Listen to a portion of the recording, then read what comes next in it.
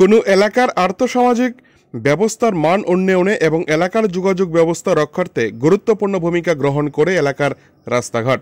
কিন্তু এলাকার যোগাযোগ ব্যবস্থা কিংবা এলাকার মান উন্নয়ন ঘটাতে গণদেবতারা দুহাত উজাড় করে নির্বাচনে বিপুল ভোটে জয়যুক্ত করেছিল এলাকার বর্তমান বিধায়ক তথা রাজ্যের মন্ত্রী বিকাশ দেববর্মাকে।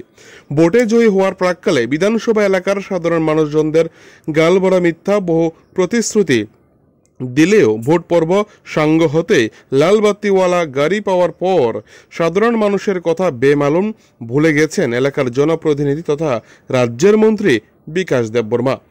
এই কথাগুলো আমরা বলছি না, এই কথাগুলো প্রতিক্রিয়াশীল সংবাদ মাধ্যম বলছে না, এই কথাগুলো বলছে মন্ত্রী বিকাশের নির্বাচনী এলাকার সাধারণ মানুষ।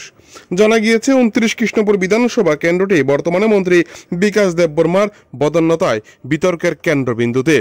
আর এই বিধানসভা কেন্দ্রের অন্তর্গত মাইগঙ্গা গ্রাম পঞ্চায়েতের 4 নম্বর ওয়ার্ড সহ বিভিন্ন এলাকার সাধারণ মানুষেরা পানীয় জলের সমস্যায় যেমন নাজেহাল, ঠিক তেমনি এলাকার রাস্তাঘাটের বেহাল দশা। দীর্ঘ 4-5 বছর ধরে এলাকার রাস্তাঘাট সহ পানীয় জলের সমস্যায় নাজেহাল জনজীবন। দীর্ঘদিন ধরে সংবাদ মাধ্যমের কাছে ছিল এই ধরনের অভিযোগ। অবশেষে রবিবার মাইগঙ্গা গ্রাম পঞ্চায়েতের 4 নম্বর ওয়ার্ড এলাকায় গিয়ে প্রত্যক্ষ করা গেল বিভিন্ন স্তরের নর নারীরা সম্মিলিতভাবে অভিযোগ করেছেন মন্ত্রীর ভূমিকা নিয়ে।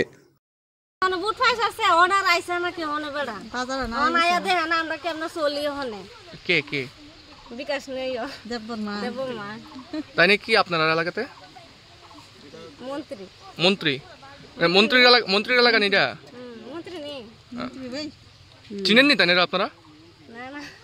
এলাকাতে আয় না জনগণ